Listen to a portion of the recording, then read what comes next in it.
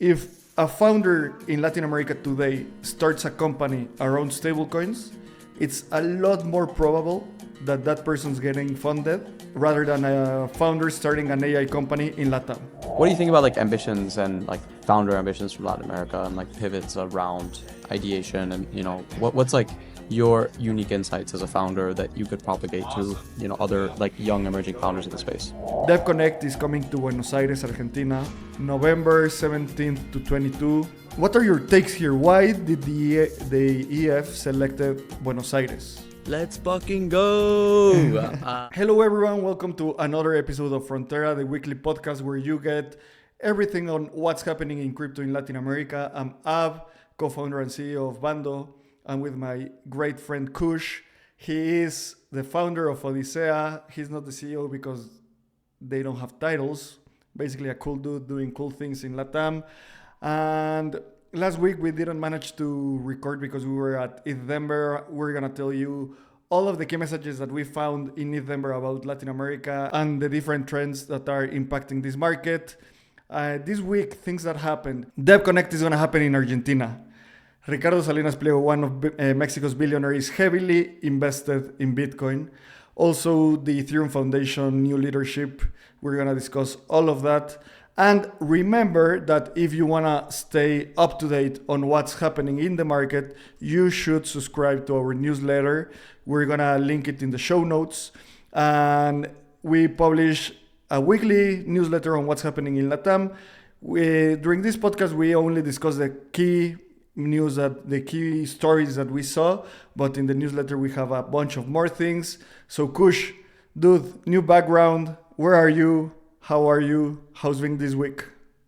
Man, I mean, we didn't get to record last week, unfortunately, because we were so busy having a really good time together in Denver, which we absolutely, loved. We did a hot yoga together, nearly passed out. Got to, do lots of things at the Sozu house, which was really, really fun as well. But no, really, really happy to be here. There we are, post hot yoga, literally absolutely crushed, nearly fainted. Literally, you can see I'm like sort of talking about how the class was super challenging. But yeah, man, super happy to be here with you all.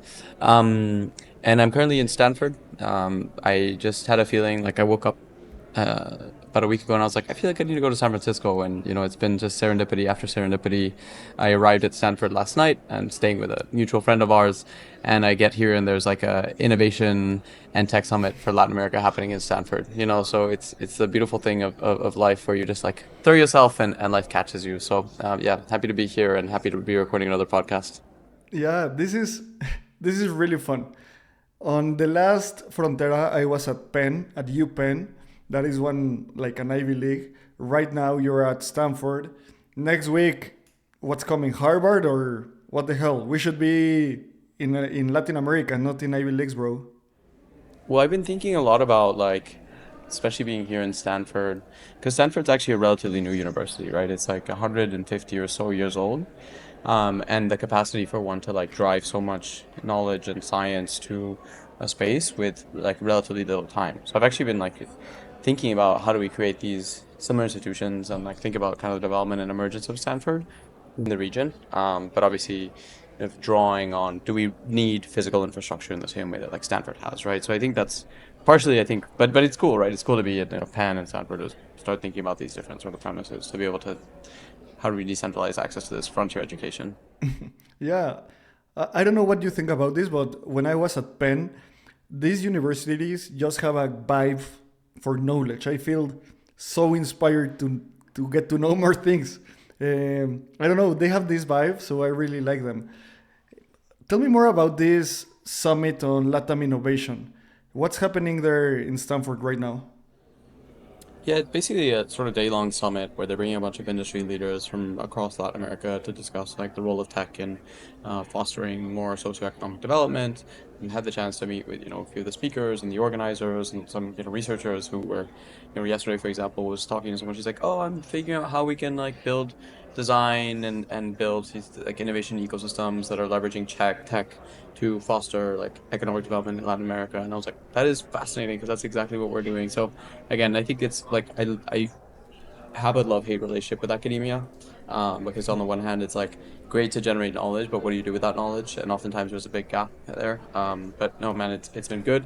Denver was awesome. Why don't we talk about like Denver takeaways and highlights for you? Like, what did you see top of mind? Like, what did you absolutely love in Denver? What did you feel was a bit off? Yeah, let's run through that. Definitely. A couple of things. I think personally, I really loved staying at Sosu House. This was the largest hacker house in Denver. It was really fun because you and I hang a lot in Denver. I think that it's the first time that we spend that much time together. And there were a couple of events that I don't know. I went to one dinner and came back home around 10 p.m. And there were a bunch of hackers just jamming ideas. That's not normal. When you're at an event, maybe you get home and you just want to sleep. But the vibe was so attracting to get random ideas. We hung out a lot with our friend Akin from Bondi. They're building real world assets for emerging markets, and it was just so much fun. So that's my first key message. I'm really bullish on this type of events because I got to have a really great conversation around nuclear energy. There was this guy that it's a doctorate in nuclear energy from Oxford, and I spent with him maybe 2 hours asking stuff about nuclear energy at 8 a.m. during the breakfast. So those things are amazing. I don't know, how was your experience in Sosu House? Man, I'm so freaking bullish Sozu House. Like, I think it's probably the best hacker house in crypto, to be honest. Other hacker houses, as you say, is like people I feel were just sleeping there and then they would bounce, right? Like, Sozu House has this really, really well curated set of humans that comes together. They had, I think, like hundreds of applicants, basically. I heard somewhere around the ballpark of like 700 people apply and only 69 got in. So it's like 10%, fairly selective, very well curated. I was asked very often to like provide references for people to make sure these are like legit people, legit, and not just like good people, but also great builders as well. And that was the magic of the Soju House. As you say, it's like you would sit down at breakfast and have the most insightful conversation with, nuclear physicists, doctorates from Oxford. You would then go on to have these really like great ideation sessions. Yeah, exactly. We had the Largo who was staying there. We had a whole bunch of the like Espacio Crypto crew that were staying there. And then you would have these like just mind-blowing conversation after mind-blowing conversation and ideation. So huge shout out to Sozu House. I'd say about 30% of the people there were actually from Latin America, which I think for us as Latin Americans is also kind of a huge achievement, to be honest, because I think it just speaks to like the quality of builder that we're all putting into the world. And it wasn't just like random hackers, like everyone was a freaking founder. Like there were a lot of random hackers at Sozu that were just there to like play around and test out new frameworks or whatever, but no, these were like, I would say an overwhelming majority of the people from Latin America at Sozu were all hardcore hackers. So it was huge, man. We got a bunch of things cooking up with the Sozu team. Super excited, and we'll be keeping you guys on call as we develop that. Yeah, we had a bunch of outings. We had an awesome time. We went to Red Rocks. Like we had these demo days. We had talks. We had a whole bunch of different engagements.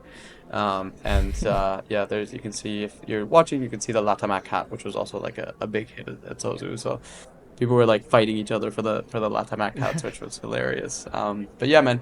And what about like thematically? Like, what did you think were interesting themes at Denver that you think are relevant for the audience here? Yeah, just to finish the Sosu House idea, I want to make a huge shout out to Beer because, I mean, he ran the Sosu House flawlessly. It was a great experience. So, congrats to the Mantle team and everyone involved. And thematically, I think that there are two sides of the story during Denver. The first one are things that are down to earth. We need them today. People are demanding it, that are basically stablecoins.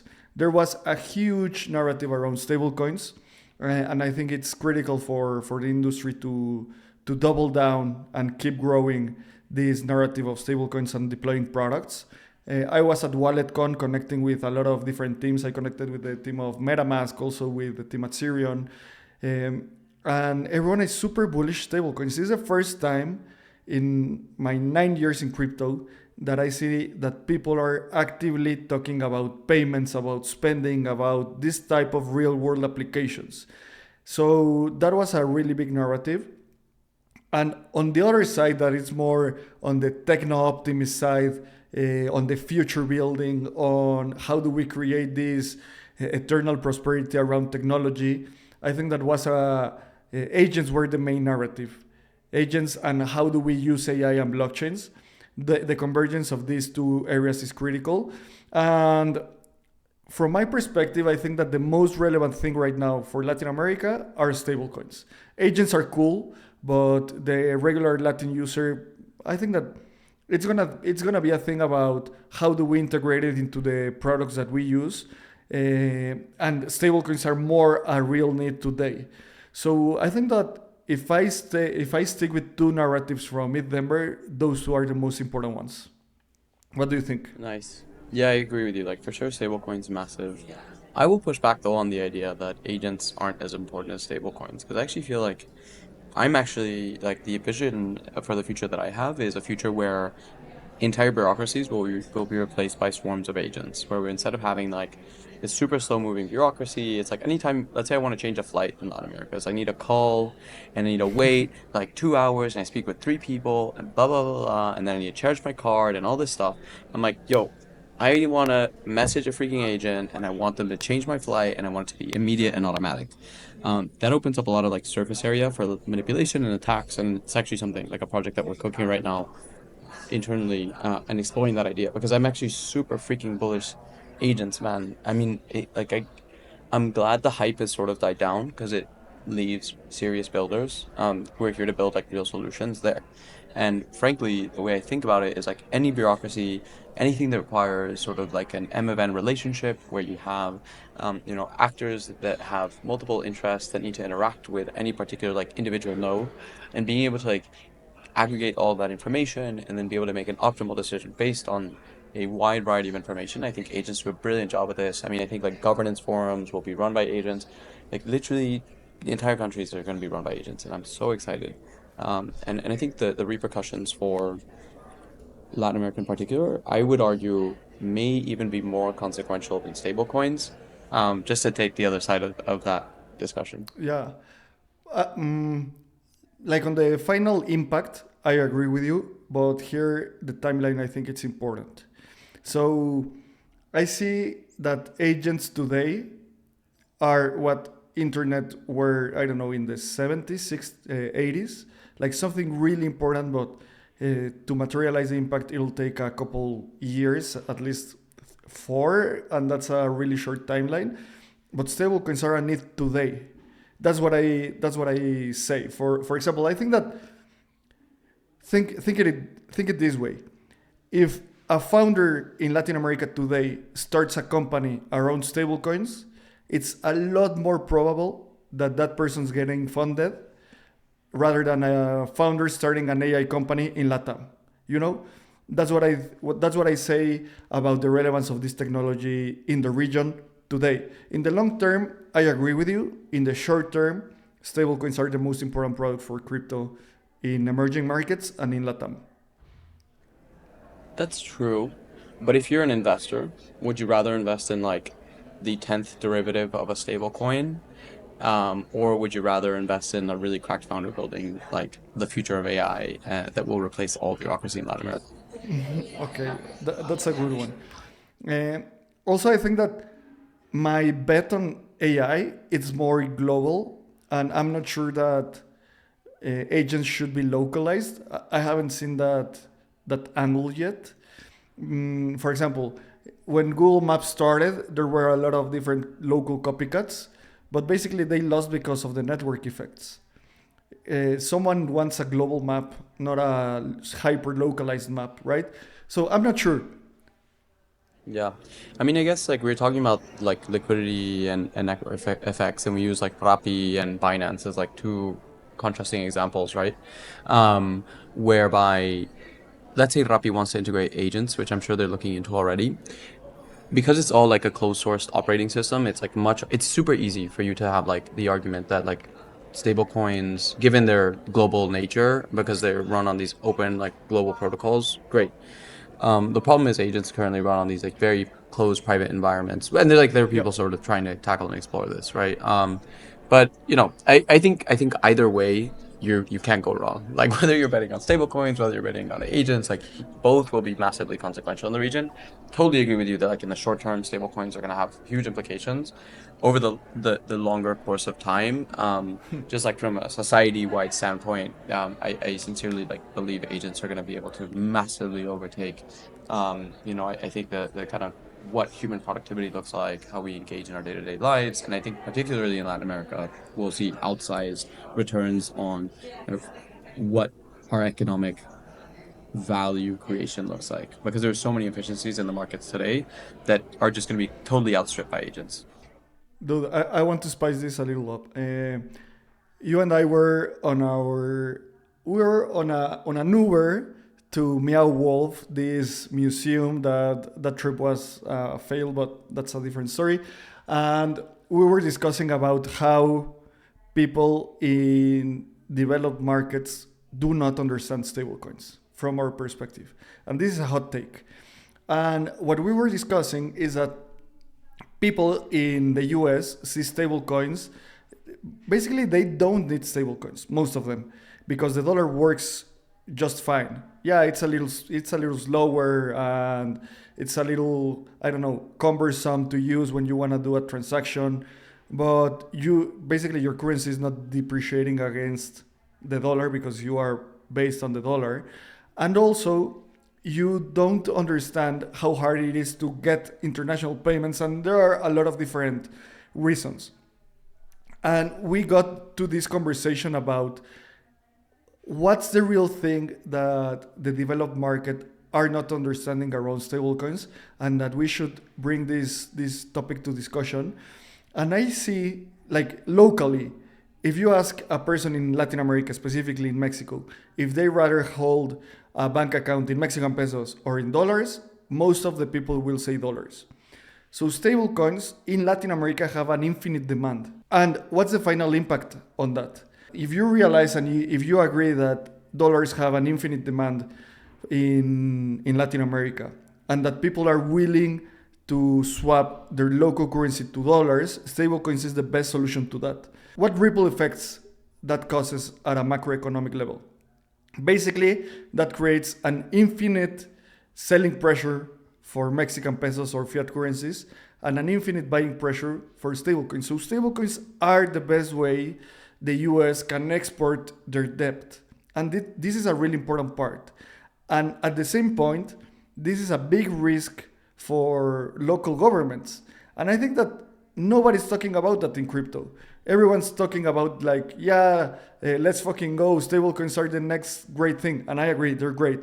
But I think that we need to take into account this super macro factor because this could bring a lot of pushback from regulators. Yeah, I mean, it's like something we've been discussing a lot in this podcast, right? With Drex and what's happening in Brazil. I feel like Brazil is, I wouldn't even say it's like canary in the coal mine. It's freaking elephant in the coal mine, right? It's like the biggest economy in Latin America.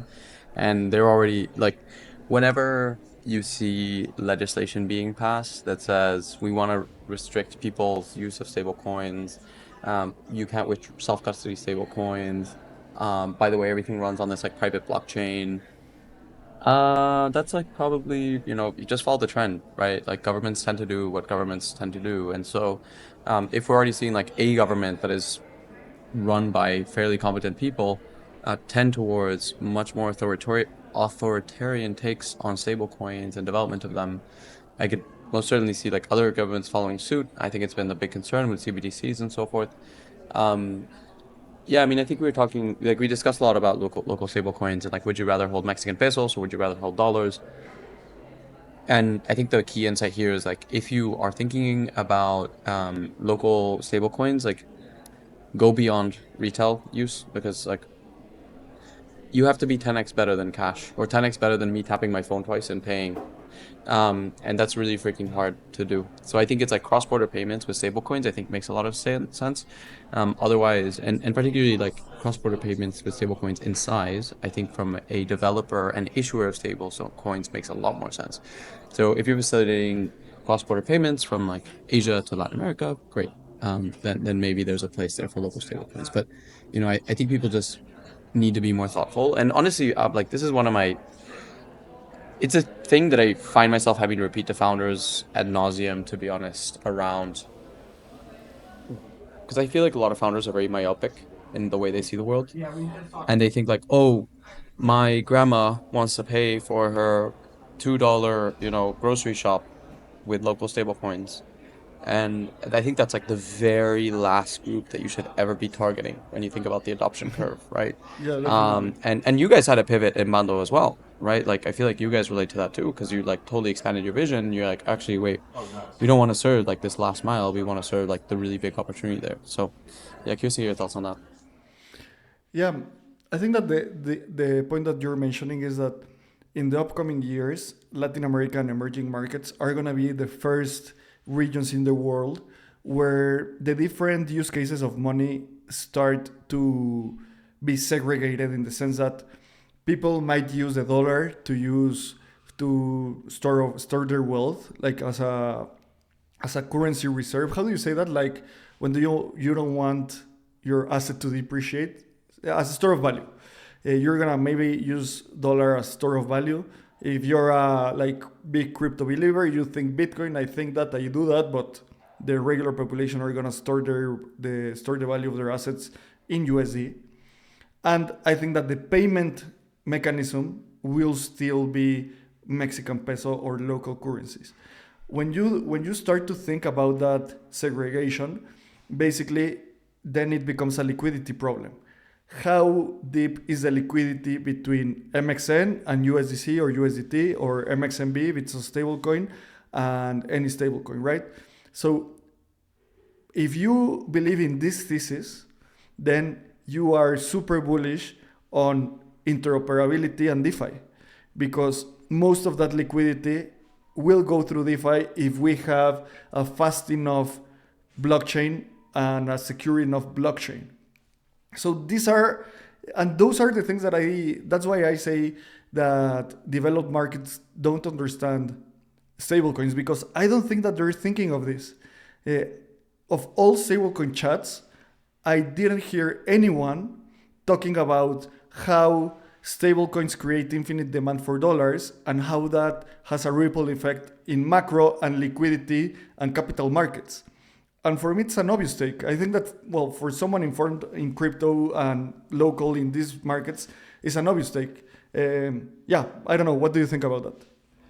Yeah, I think it's and particularly every day more and more having real demand for US dollars, I think becomes increasingly important, right? Like the US dollar hegemony is declining, and BRICS were constantly trying to shift away from using the US dollar as a store of value. So, I think it's, if anything, it's a really important time for us to keep pushing like stable coins, particularly if you want to see like the dollar continue to be a key player in global macroeconomics. What do you think about like ambitions and like founder ambitions from Latin America and like pivots around ideation and what's like your unique insights as a founder that you could propagate to other like young emerging founders in the space? I was talking with a close friend that leads payments in a big foundation in crypto. He's a really, really close friend. And he told me all players in stablecoins today already exist. So I think that that is a really important thing to understand. The market in around stablecoins might be overfunded. There are hundreds of players already. So when you hear that a narrative is exploding, the winners and maybe the first companies that are capturing the value of that market were funded and were founded between 2 or 1 year ago. So it's important if you're starting something now, you need to understand how the thing that you're building it's gonna have traction and impact in 6 to 24 months. So if you're thinking stablecoins, a lot of neobanks are already created around stablecoins. Around a lot of stablecoin APIs are funded around stablecoins. Bridge was already acquired, so that's a huge validation of the market. So that's my main insight. Stablecoins are hot, but are hot on a maybe seed stage, Series A. If you want to start something, I'm not sure that stablecoins are the best vertical to start something in a pre-seed level. Yeah, that's my take. I don't know. What do you think about it? Yeah, I think it's just about like scaling ambitions for founders, right? And I wanted to see like everyone freaking win, and I want to see founders absolutely crush it. And I like my one word of advice to like any founder based in Latin America is just think globally. Like the Latin American discount is real.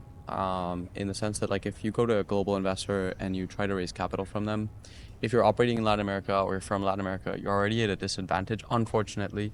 Yeah, And so the way for you to overcome that is basically to like either operate globally, find really high PMF in Latin America if that's what you're doing, and even if you're not operating globally, just think like ambitiously. Like, how can you capture the entire Latin American market or the entire Spanish-speaking Latin American market, yeah, and demonstrate that you've already started to show traction there. Because otherwise, you just end up falling really flat, and it's gonna be hard for you to build sort of a venture scalable business as well. So, that's our like yeah. I'd say those are some insights and just really practical tips for founders in the region.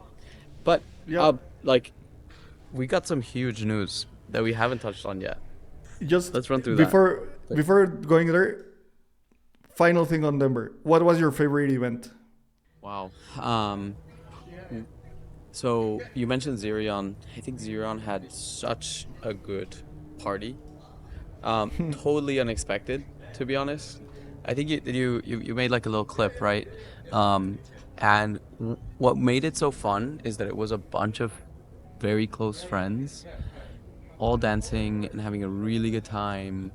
And for me, honestly, it's appalling. Like the quality, please, if you are listening to this podcast and you plan any sort of party in crypto, you need to do a better job. Like budget is not the problem. It's just literally the vibes.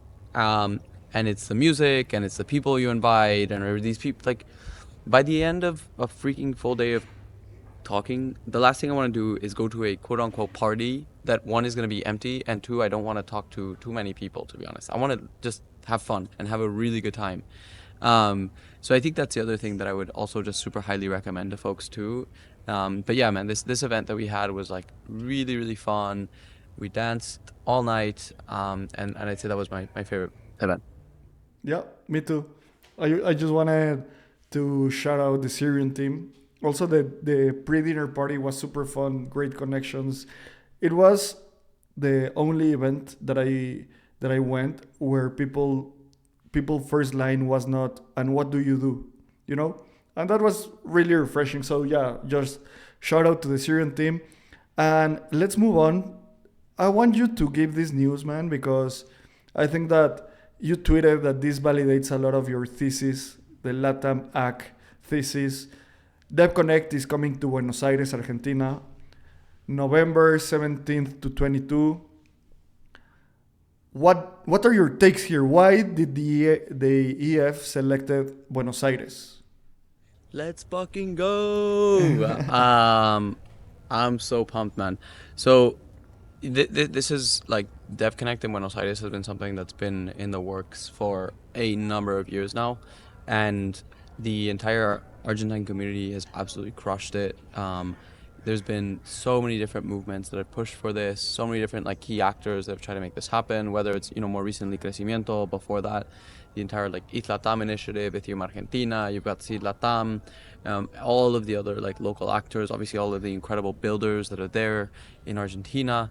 So yeah, I am super, super stoked for what is going to happen here. The EF I think has made a brilliant choice. I think what excites me particularly is like for those of us that for years have been just like pushing. I mean, we had DevCon in Bogota a few years ago, and that was awesome. But like the more big Ethereum events we can get into the region, the better, frankly. So I'm super stoked to see this happening. The event is going to be huge, and yeah, just generally, going to be an awesome time. The EF is hiring for some roles as well to make the whole thing happen and go down. It's going to be hosted in a really cool area in Buenos Aires. So they're hiring full stack web developers, ecosystem leads, production designers, so there's a whole bunch of opportunities for people that they can get involved. But yeah, man, tell me, what do you feel? What do you think is great about this? I mean, the first thing is that maybe my hater take is, why did it take so long to announce it? Everybody knew it months ago. But yeah, I don't know. Maybe things in the EF. But I'm really happy because the article that they published, it's this is the main point. They say Ethereum adoption in Argentina is happening right now. And I think that that's something super valuable. And that's why I come back to the point about stablecoins. Stablecoins are happening right now. Agents are not. So as a founder, I'm really interested right now. I'm building around payments, things that are happening right now. And I think that the Argentinian community, they're just great. I don't know. There are so many builders, so many great products. Just a couple of them that we analyze in our Frontera newsletter: Quark ID, Decentraland, Open Zeppelin, Lemon, POAP, some communities, Seed LATAM, Crecimiento, ETH LATAM. I don't know. They're just a vibing community, and I really love. This reminds me a lot of this. I'm gonna nerd a little bit around here. This reminds me a lot of Darwin's theory of evolution. That Darwin said that in order for an organism, a species to evolve, they needed three things. First one, a closed environment. So if you have a like widely spread environment, genes are not like the genomic cycle is not fast enough. The second one, you need a lack of resources. So you need like some sort of struggle. If you don't have struggle, you cannot have a like fast enough evolution. And the third one is a small population. If you have a huge population, genes again are not fast enough to evolve, right? And I think that this is a perfect example for crypto in Latin America and Argentina. They have a small population, a small set of builders that are highly talented. They have a bunch of economic struggles. Basically, everyone in Argentina has a PhD on inflation because they live it every day. And also, they are constrained because they are not a huge country. Basically, they need to go to Buenos Aires and a couple of more cities. It's not like Brazil that you have Sao Paulo, Rio, Florianopolis, Fortaleza, and a bunch of different other cities. So I think that that's why the crypto environment in Argentina is so hard, and not so hard, but so strong. The need, the population, and geography. So super bullish. I think that we're gonna be there, man. I've never been to Buenos Aires, and I'm dying to go. Let's go. Yeah, it's gonna be huge, dude. Freaking pumped. I can't wait. Cannot wait. But yeah, looking forward to seeing everyone there. Lots of activations going on. So let's do it. Great. So final news this week. We want to keep this Fronteras podcast short, and also put in the comments or in our Twitter if you like 30 minutes, 35 minutes, or you want us to go longer. The final news this week, I think it was kind of funny because I think that these are not new news. This is an old story, but I don't know, crypto Twitter catched it this week. And it's Ricardo Salinas Pliego, one of Mexico's billionaires and one of the most rich people in Mexico and Latin America and the world. He's a multi-billionaire. He says that he has 70% of exposure to Bitcoin. And I mean, he's said that several times already. But I think that crypto Twitter catched this story. And he's kind of the Donald Trump of Mexico before being a president. He's really outspoken. He's kind of really confrontative. And he's not shy to say that Bitcoin is the best way to store your wealth. He even calls like shitcoin sometimes the Mexican peso. So yeah, crypto Twitter catch this story. I don't know. For me, it's another billionaire talking about how to keep his assets from depreciation, and he has a really strong follower base. So interesting story. It'll be fun to have him in Frontera and Espacio Crypto. One of our friends, Felipe Servin, just closed a round where he's an investor, so we might invite him to the podcast. Nice. Yeah. I mean, the reality is Bitcoin is the best performing asset in economic history, right? And that is based on its historical returns and how long it has been around for. Sure, there are assets that have appreciated more, but in a more compressed period of time. And we don't know the sustainability of those assets over the long run. So if you are someone like Ricardo Salinas, or if you have any substantial amount of capital, or any amount of, buy Bitcoin. Just buy and hold Bitcoin. Not only are you going to have a safe store of value, and is it the most decentralized network and so forth as well, but you're also gonna financially do really well. Like even if you look at the recent market downturn, Bitcoin has held up incredibly well. Sol BTC ratio cooked, ETH BTC cooked. So really, it's just makes a lot of financial sense for you to hold Bitcoin. I think we spoke a lot about my turn towards Bitcoin. I wouldn't say maximalism, but certainly more and more of an appreciation for Bitcoin every day. And it just really, really stoked to see Bitcoin win. And it's the easiest meme for people to get. And I'm glad Ricardo Salinas is out there spreading the gospel. Yeah, Bitcoin has so much memetic propagation. It's obvious. And I think that looking at the story, he went into Bloomberg and he talked about Bitcoin. So I think that that's why crypto Twitter catch this story. But I mean, he's been talking about this for 5 years or more. And also this week, Sati, that it's an app that enables Bitcoin payments through WhatsApp, that it's of our fellow friend Felipe Servín. They got a seed round of 600K founded by Ricardo Salinas, Boost VC, Arcanum Capital, and Dropper Associates. So shout out for this raise. He's a friend. We've worked with him in the past. So shout out to Felipe. If you want to read more about this, it's in the newsletter. Then again, go and subscribe. And dude, final takes of the week. Next week, where are you gonna be? You should go to another Ivy League. I vote Harvard. Next week I will be at Stanford. Isn't technically an Ivy League, but I'll be in Honduras next week. So I will, looking forward to that. Should be an awesome trip. And then I'm going to Bogota, Monterrey afterwards, then down to Buenos Aires, and then Ecuador. So normal travel times. So we'll have plenty of new backgrounds. Yeah. Good luck in the travel times. I'm really happy that I don't have any travel plans for the next 3 months. Actually, I don't have any flight book for the next months. So I am so jealous. It's really I don't know. I love it, and I know that sounds a little bit. If you told Ab of 7 years ago, you'd be happy for not having flights. 7 years ago, I would say, "What? Who the hell is that guy? That guy loves traveling." But yeah, I don't know. Things change, friendship change, everything changes. So, dude, thank you for another Frontera episode. I really enjoyed this. Next week, we'll see your new background. Remember to follow Frontera in Twitter. Follow me at AbrahamCR, at 0xkush. And thank you for listening, and see you next week. Big hugs, Ab. Take care, everyone. Ciao.